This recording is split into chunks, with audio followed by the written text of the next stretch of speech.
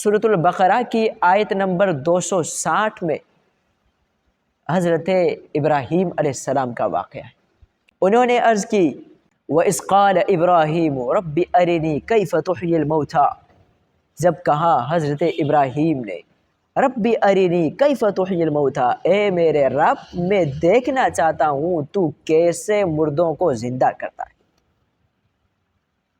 اللہ کے خلیل تھے حضرت ابراہیم علیہ السلام، پیارے تھے، دوست تھے۔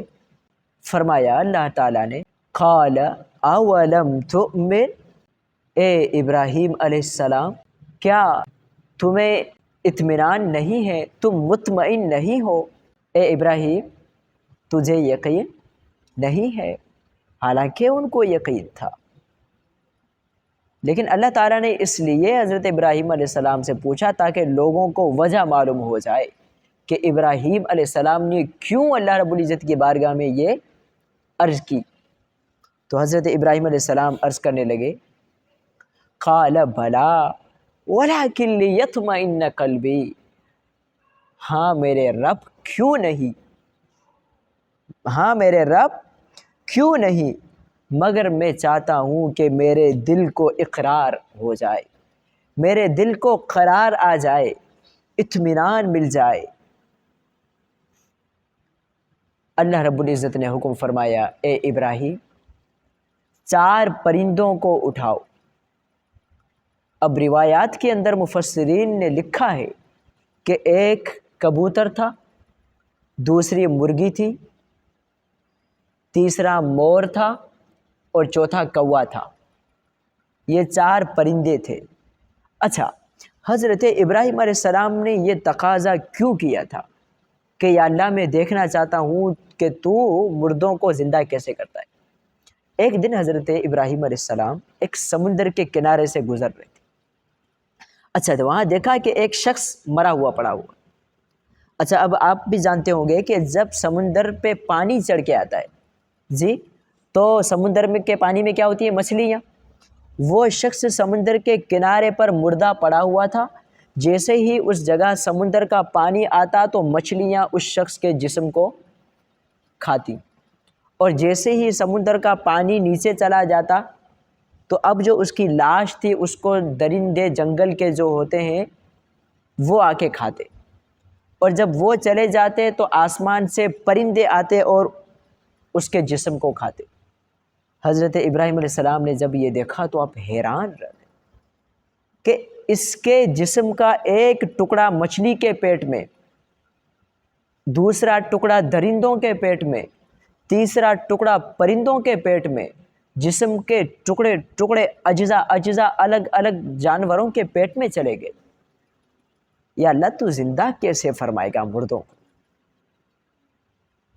سمجھ گئے؟ اللہ رب العزت نے حضرت ابراہیم علیہ السلام کو فرمایا اے ابراہیم 4 پرندوں کو اٹھاؤ۔ قال فخذ 4 من الطیر، فخذ تو تم پکڑو 4 من الطیر، پرندوں سے 4 پرندے پکڑو، فصرہن الیک، پھر اپنی طرف مانوس کر لو۔ مانوس جو مطلب چاہے پنहिंजो पाण सां उन्हनि खे ईअं कर، मतिलबु एतिरो उन्हनि खे प्यार ॾे मोहबत ॾे जो हू तोसां मानूस थी वञनि، यानी उनजी तोसां दिलि लॻी थी वञे। उन्हनि परिंदनि जी तोसां कबूतर खे हीअं करी त कबूतर हलियो अचे، कांग खे हीअं करी त कांग हलियो अचे। मोर तोसां मोहबत करे، प्यार करे۔ نہیں سمجھو؟ کون پہ سمجھو گا؟ جی، تو آپ 4 پرندوں کو پکڑیں اور ان کو اپنے ساتھ مانوس کر لیں۔ جب وہ مانوس ہو جائیں ثم اجعل على كل جبل منهن جزءا، پھر آپ ان 4 پرندوں کو ذبح کریں۔ ذبح کرنے کے بعد ان کی جو سسیاں ہیں جی، ان کے جو سر ہیں وہ سر اپنے پاس رکھیں اور ان پرندوں کے گوشت کا قیمہ کریں، ٹکڑے ٹکڑے کریں، اور پھر ان کو آپس میں ملا دیں، ان کے گوشت کو آپس میں ملا دیں۔ پھر کیا کریں؟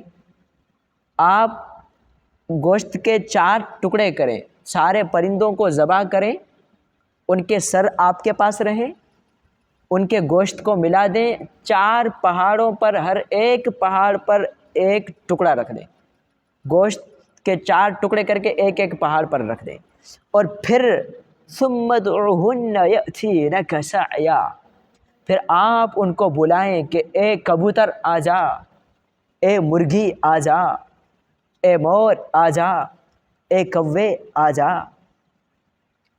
حضرت ابراہیم علیہ السلام نے سر اپنے پاس رکھے، ایک ٹکڑا ٹکڑا کر کے 4 پہاڑوں پر رکھ دیے۔ اب جب حضرت ابراہیم علیہ السلام نے ان کو بلایا تو 4 پہاڑوں سے کبوتر کا گوشت آپس میں ملا، اس کا جسم بنا، پھر وہ کبوتر جسم کے ساتھ آ کر اس کا جو سر تھا اپنے سر سے مل کر بالکل زندہ ہو گیا، حضرت ابراہیم علیہ السلام کے سامنے چلنے پھرنے لگا۔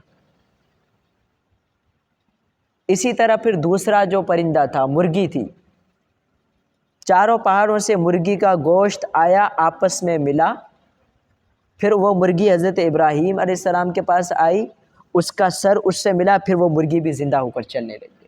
یوں 4 پرندے زندہ ہو گئے۔ اب یہ ہے قرآن کا واقعہ، نبی کا معجزہ ہے، اللہ کی قدرت کا کرشمہ ہے۔ اللہ جانوروں کو، انسانوں کو، مخلوق کو وفات کے بعد، موت کے بعد کیسے زندہ فرماتا ہے۔ تو یہ حضرت ابراہیم علیہ السلام نے جب یہ دیکھا تو فرمانے لگے وَاعْلَمْ أَنَّ اللَّهَ عَزِيزٌ حَكِيمٌ۔ اللہ رب العزت نے اس کے آگے فرمایا وَاعْلَمْ أَنَّ اللَّهَ عَزِيزٌ حَكِيمٌ، جان کہ بے شک اللہ تعالی غالب حکمت والا ہے۔ تو عزیزان گرامی، اس واقعے سے ہمیں یہ سبق ملتا ہے، رب العزت کی بارگاہ میں وہ جو بھی دعا فرمایا کرتے تھے وہ دعا بھی قبول ہوتی تھی۔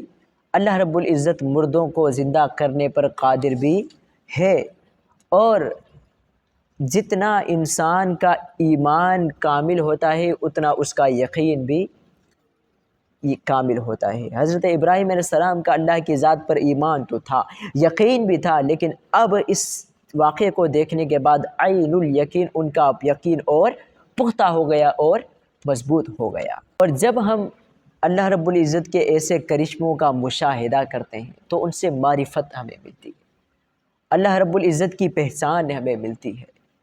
یہ اللہ رب العزت کی قدرت کی بہت بڑی اور عظیم نشانیاں ہیں کہ جو اللہ تعالیٰ نے ظاہر فرما دی۔ تو ہمیں بھی چاہیے کہ ہم اپنے موت کا جو ہے وہ موت کو یاد کریں، اور ایک دن کے بعد ہم بھی زندہ کیے جائیں گے، ایک عرصے کے بعد ہم بھی زندہ کیے جائیں گے، قیامت کے دن ہمارے حساب و کتاب کا سلسلہ بھی ہوگا۔ تو اللہ رب العزت ہم سب کو رسول اکرم صلی اللہ علیہ وآلہ وسلم سے عشق و محبت کرنے کی توفیق عطا فرمائے۔ آج کا آپ لوگوں کا بیٹھنا اور انبیاء کرام کے ان عظیم معجزات کو، اللہ کے قدرت کے ان عجیب کرشموں کو سننا اپنی بارگاہ میں مقبول و منظور فرمائے۔ وما علینا الا البلاغ المبین۔